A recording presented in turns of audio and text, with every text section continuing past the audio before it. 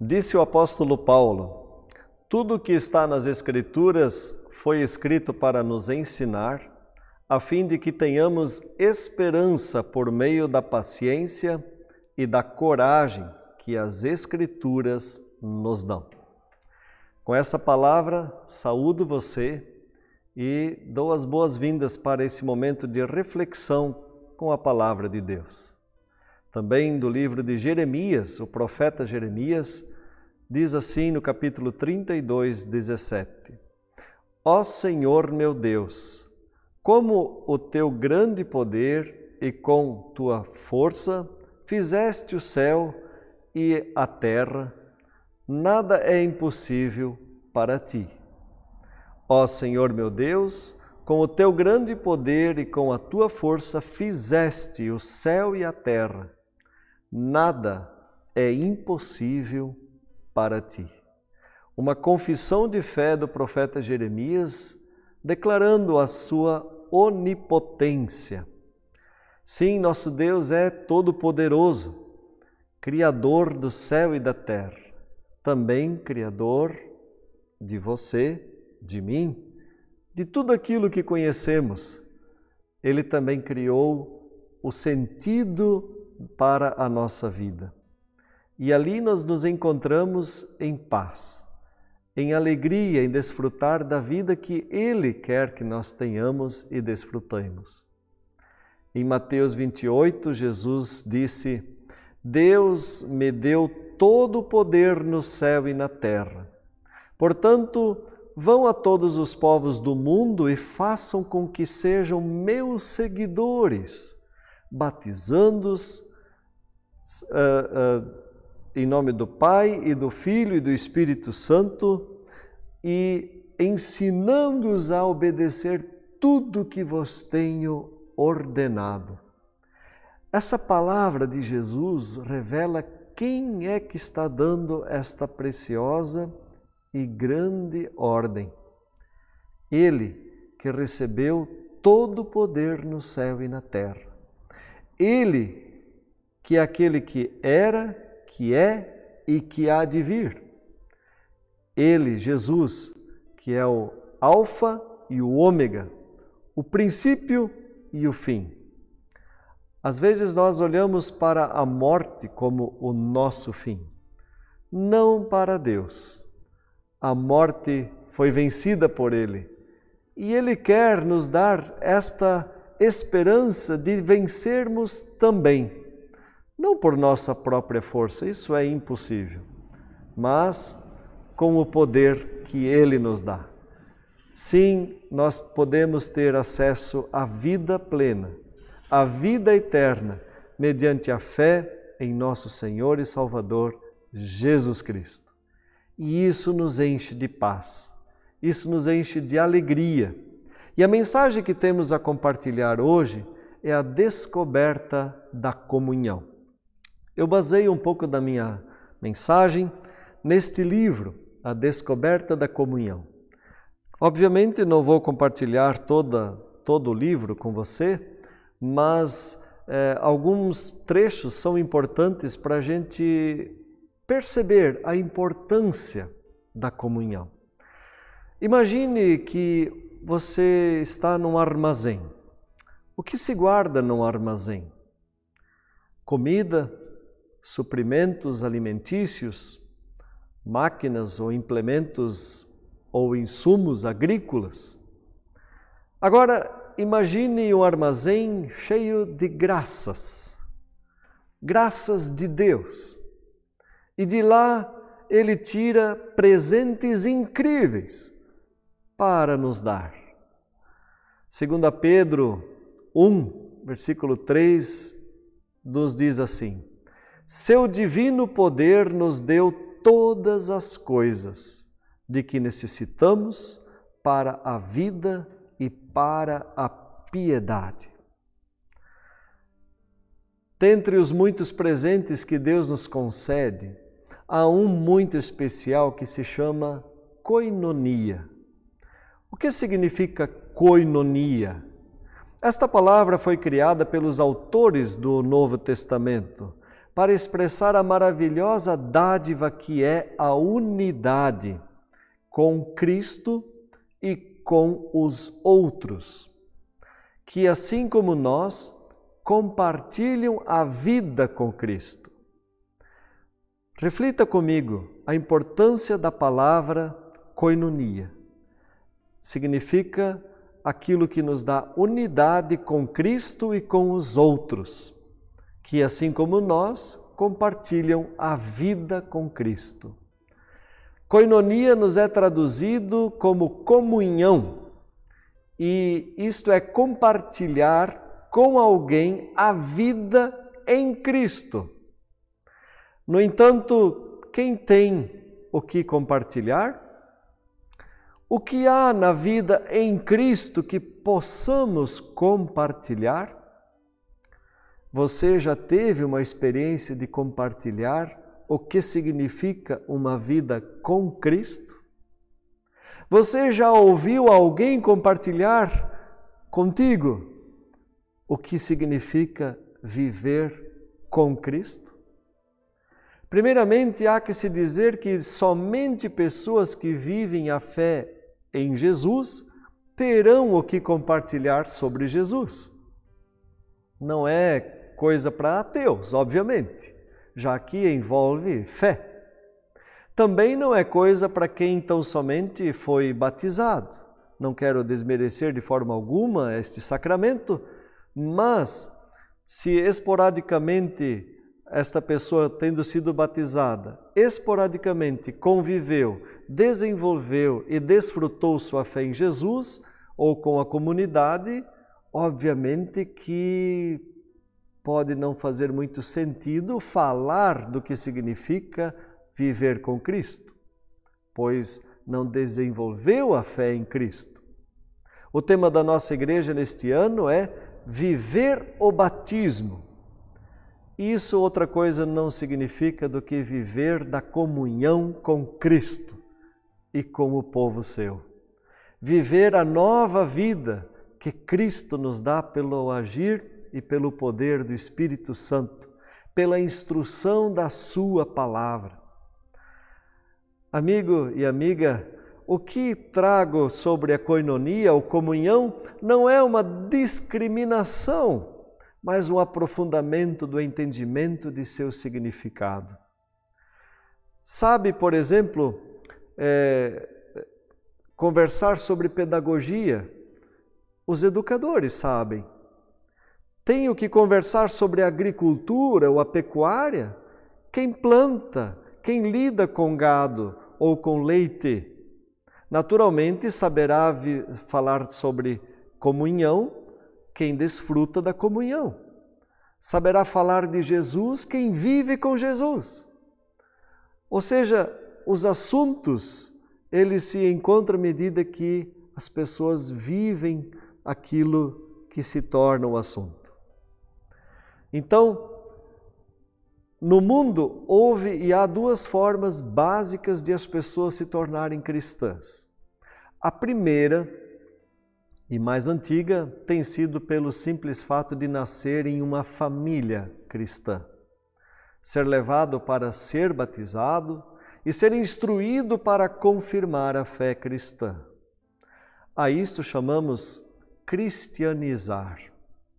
E esse método nem sempre cola, porque não nasceu de uma decisão independente, própria, da pessoa que foi consagrada a Deus no batismo e de tudo aquilo que foi dado a ela.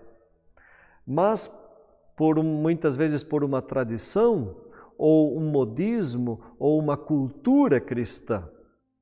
Tudo isso não deixa de ser importante, mas não é isso que faz a fé. A segunda forma de alguém se tornar cristã tem sido pelo ouvir. Paulo ensina na carta aos Romanos que a fé vem pelo ouvir, a pregação, e a pregação da palavra de Cristo. Dali vem a fé. Pela graça de Deus, sois salvos mediante a fé que não vem de nós mesmos, mas de Deus, que nos é dado como um dom, que nos é dado pelo ouvir atento o que Deus quer nos ensinar. Claro que todo adolescente, toda criança pode ouvir a palavra de Deus no culto infantil, ou na escola dominical, ou no ensino confirmatório. Ela está ouvindo? Claro que sim. Mas uma questão outra a gente percebe a partir da confirmação de fé. Como se dá a comunhão com Cristo destes jovenzinhos?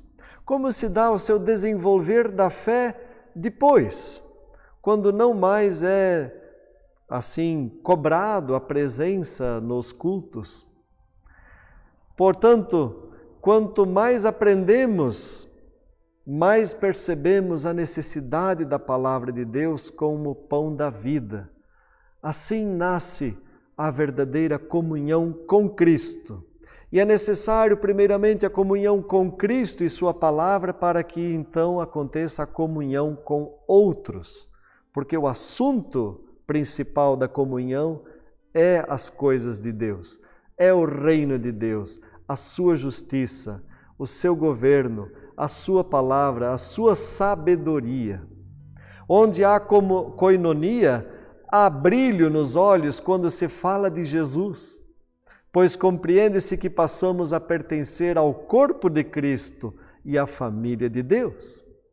Esse presente pode ainda ser ignorado, desprezado, ou quem o despreza, então não recebe as bênçãos de Deus, que pretendia amorosamente conceder a bênção. Então, é fundamental crescer na fé. Não apenas um dia na vida ter dito, creio em Jesus, mas crescer na fé, desenvolver-se na fé. E isso não é conclusivo com 20 ou 30 ou 50 anos. Nós vivemos a vida toda crescendo na fé, se nos alimentamos da palavra de Cristo. Mas se negligenciamos a palavra de Cristo, é como se estivéssemos dizendo, deste pão eu não sinto fome, deste alimento eu não preciso.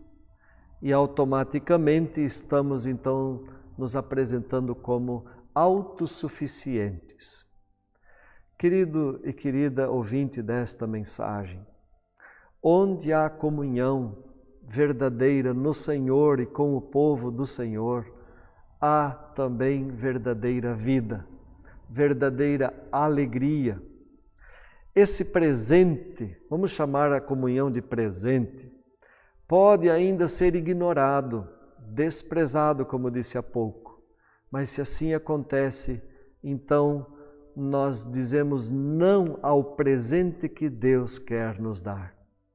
Na comunhão há espaço, ou pelo menos deveria haver espaço para terapia, para aconselhamento, para que a gente possa colocar para fora as nossas dúvidas, as nossas perguntas e também as nossas alegrias.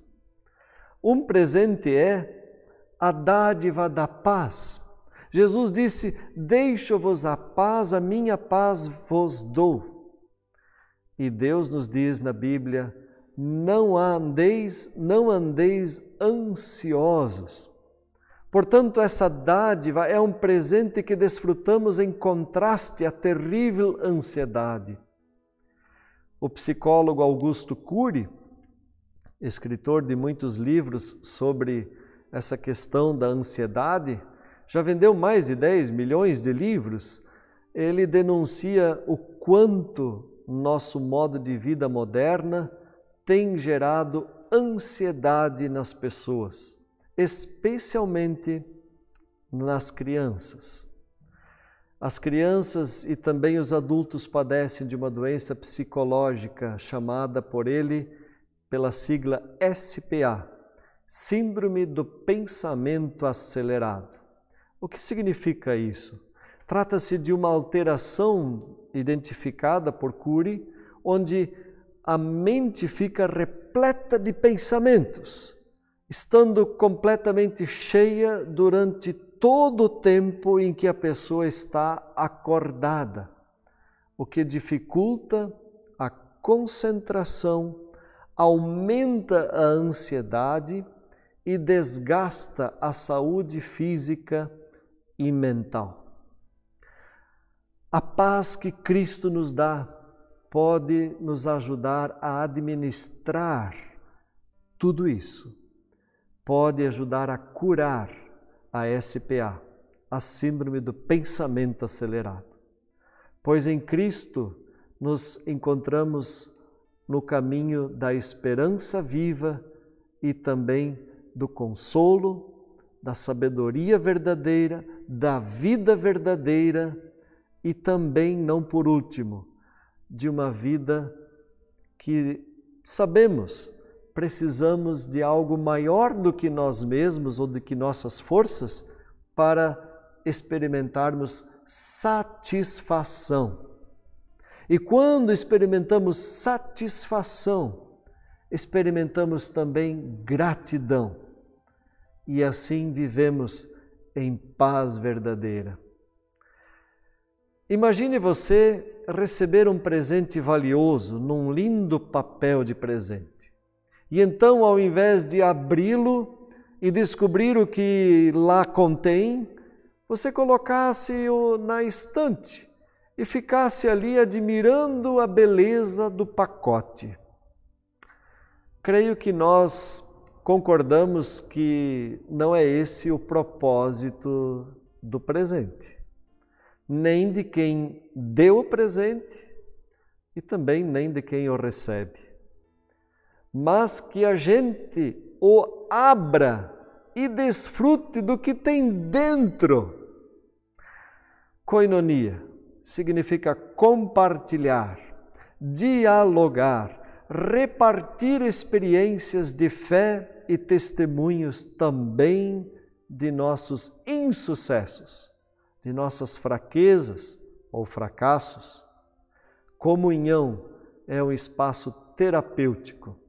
Com a comunhão também é assim. Ela é um presente de Deus para todo cristão e cristã. Nós somos um só com os outros no corpo de Cristo. Se você ainda não abriu esse presente que Deus lhe deu, eu o incentivo a fazer isso e a dedicar tempo, esforços necessários para abrir esse lindo presente e a desfrutar o amor que ele contém, o carinho, o aconchego e as bênçãos que resultarão da experiência de descobrir você mesmo como é bom viver em comunhão.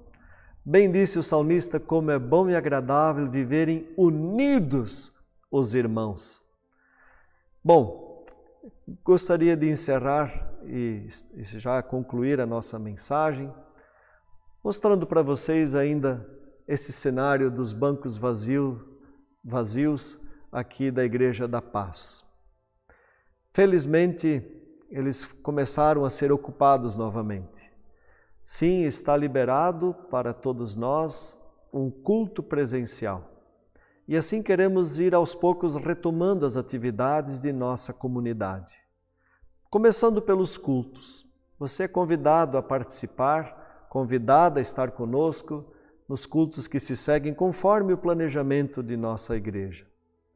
E gostaria de relembrar e enfatizar o que confessamos com as palavras do Credo Apostólico quando dizemos: creio no Espírito Santo, na Santa Igreja Cristã, a comunhão dos santos, a remissão dos pecados, a ressurreição do corpo e a vida eterna. Amém. Não é?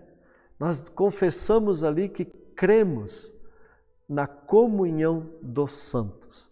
Quando Martim Lutero vai explicar esse significado, ele sempre faz assim uma pergunta: o que significa isso? Então ele explica, para dar significado à confissão do credo e também aos mandamentos, Está tudo aqui neste conhecido livreto chamado Catecismo Menor de Lutero.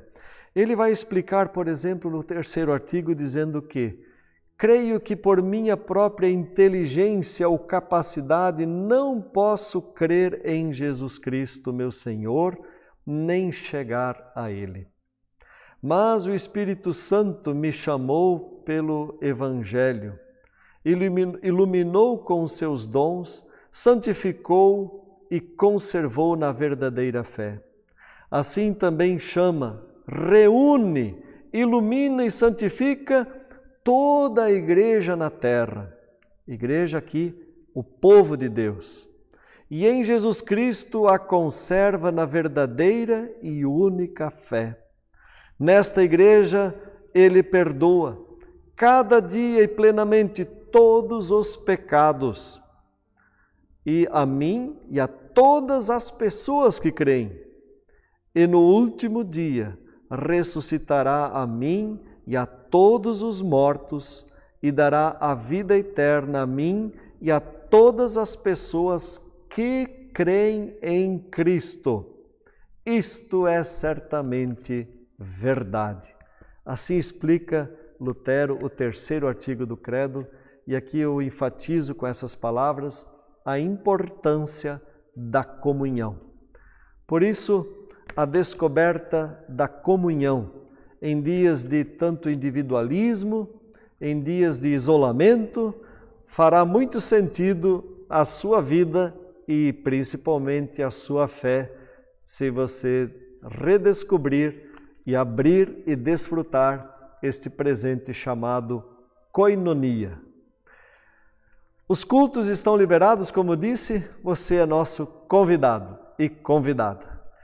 A bênção de nosso Deus Todo-Poderoso, o Pai, o Filho e o Espírito Santo, venha sobre você, guarde você, guie você e proteja você, hoje e sempre. Amém.